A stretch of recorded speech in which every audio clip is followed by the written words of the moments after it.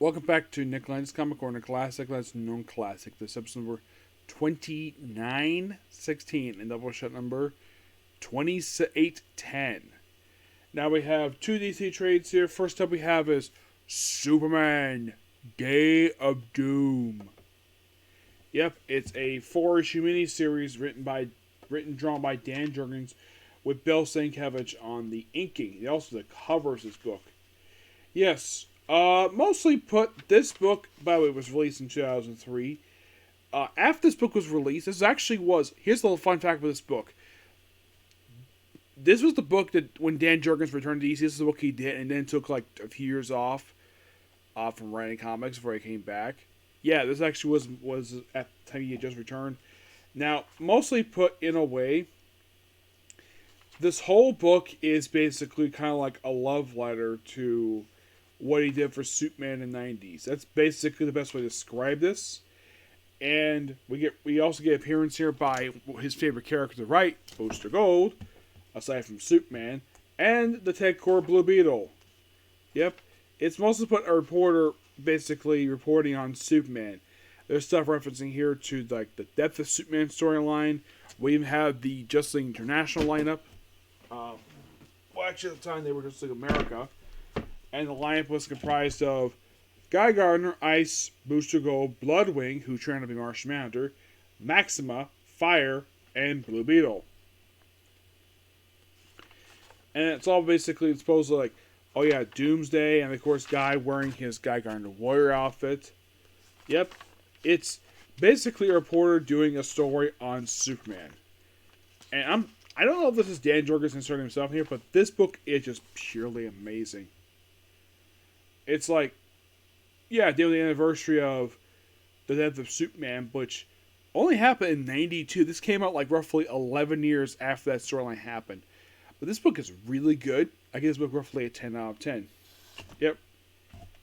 Next up we have is a book that I should definitely talk about this book. We have DC Universe by Len Wein.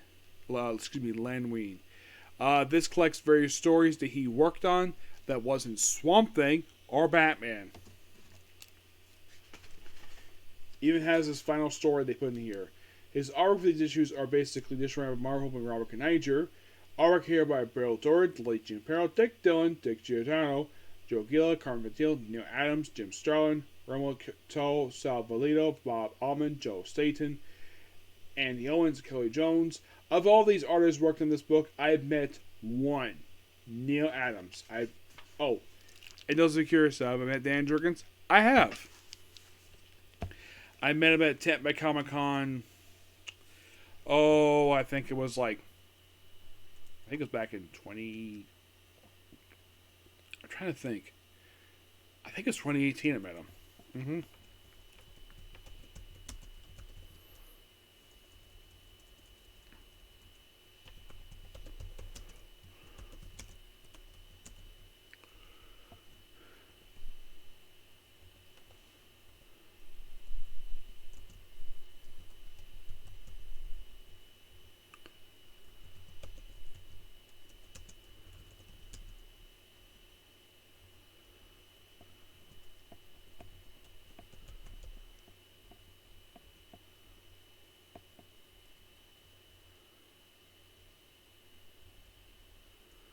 I'll worry about it just a minute. So, I want to check one thing here.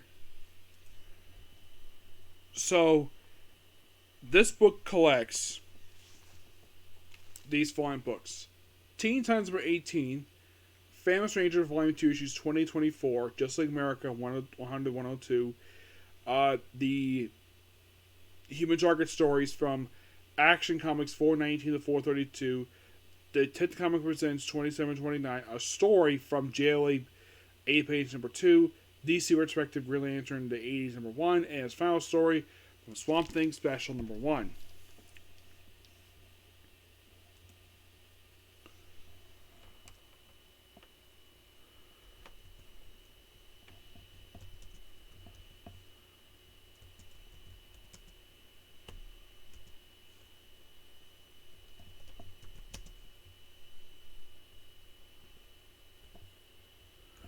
Now, basically, there was some stuff skipping over in here.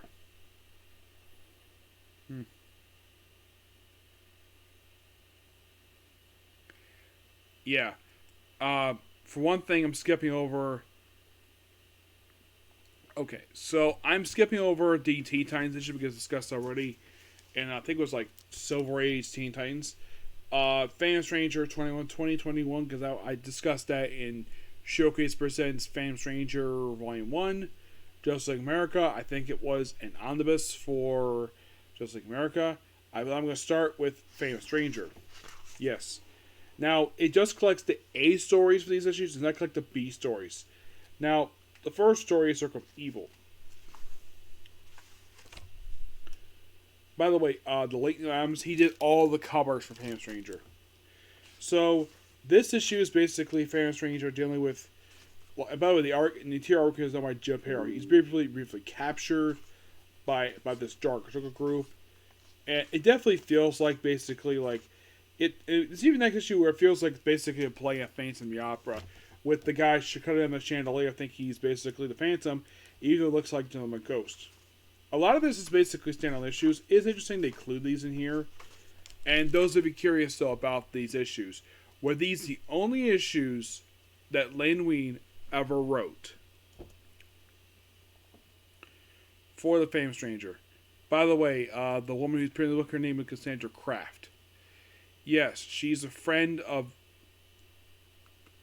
the character. Now, you might be curious, so would these be the only issues Len Wein write? No. Len Wein himself. So, Teen Titans 18 was in fact his very first comic he wrote. Yes. But if you're curious, how long do you do The Phantom Stranger? By the way, for Just Like America, he did it from issues 100 to issue 114. Though he came back from Volume 2, which still to this day, his issue's not in trade. Don't know why. So he did start from issue 14, and he didn't finally lead the book until, well, so he was in the book very short period of time, issue 26. He wrote the one of the volumes for Human Target. A Crystal Chance. Yeah, these are just stories they just picked for him because they're like really good. And of course, Cassandra Kraft herself just helps out Phantom Stranger in these stories. We even have appearance by Talia. You think, wait, Talia? You mean the Batman's? You mean the mother of Damien? No, this is a different Talia. Those of you familiar with her parents, like, oh, she's a sorcerer, like Talia. Didn't she appear in Justice League Unlimited? She did. Was she first started to date Gorilla Grodd and then she jumped over to Lex Luthor? Yes, they barely did anything with her magical power, but she was there. And then pretty much right after this was the Just Like America issues. My guess they included these issues because these issues are actually really good. This actually started this very brief run he had for the book. It's a cross-up with the Justice Society, Justice League, and the Seven Soldiers of Victory. It's basically the story of, like, who is the dead seven soldier. Turns out it's actually Wing. But it's a fun story. Now talk about Christopher Chance, a.k.a. the Human Target, who, even here in his debut, those who are familiar with his appearance from the Tom King book, you're like, oh, the Tom King book, when he's one gave him greatness nipples? No, this is basically from the beginning. The whole thing of Christopher Chance, this is a guy who assumes various different identities. And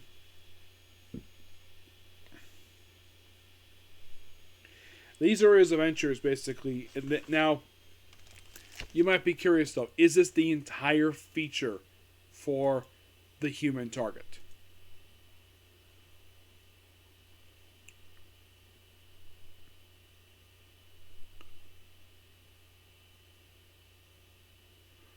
Well, they would actually skip some issues in here. Yes, it starts 419 and does not contain up until issue. Yeah, there's actually an issue where it actually skips over 426 and 429. This is, now, you're probably thinking, okay, why? So he basically, now, why is he not in 421 and 426 and 428? Let's find out. Yeah, it's backup story. So, why was 9421? Because 421 had a story for Green Arrow. Yep. But what about 424? Was that another Green Arrow story?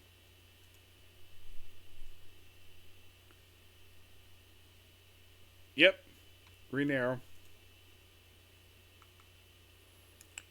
And what about 26, 27, 28? Well, actually, also Green Arrow kind of joined the feature with issue number 426. Yeah.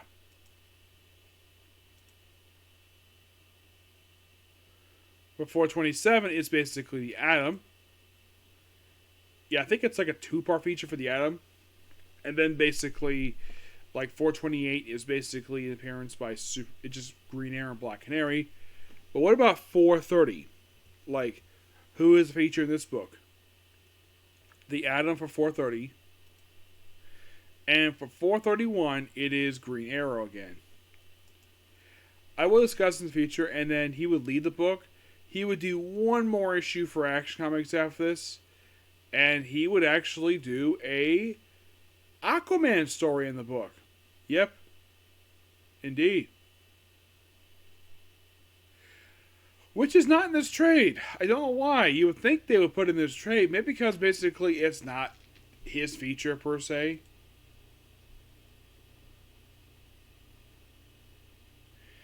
Yeah, now in the case of Human Target, I get the reason why they include the original serial in here.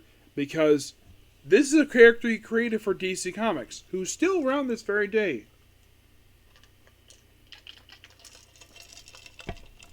He appeared in an episode of Arrow. Yes, believe it or not, they actually included him in an episode. I did not talk to Guggen about it. Yeah, he popped up for one episode where he posed Oliver Queen as a cover. Where he's kind of like a mass disguise. He takes in some criminals. That's kind of his stories. And I thoroughly enjoyed what he did with him. And the way he's written here, he's kind of like a 70s James Bond. That's basically kind of the whole spy thing with him. And then 439, they wrap this feature. Now, for Detective Comic Presents 2729, they do collect the stories here, but only the A stories. Like in the case of basically the Action Comic stories, only collects one of the stories, not the whole issue.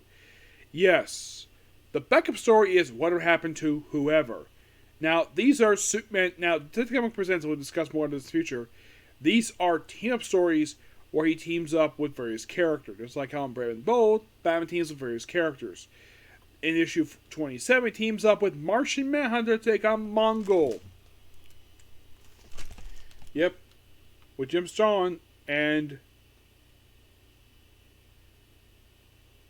Quick Draw. Yeah. It's a 3-part story involving Manhunter, Mongol. And then we have Superman team with Supergirl. Yep. There's also Krypton stuff in here. And then what about 429? 429 teams up with the Spectre. Yes, the Spectre. And yes, Jim Starlin draws this one. And this is basically the very next story. It's basically Superman just encountering the Spectre here.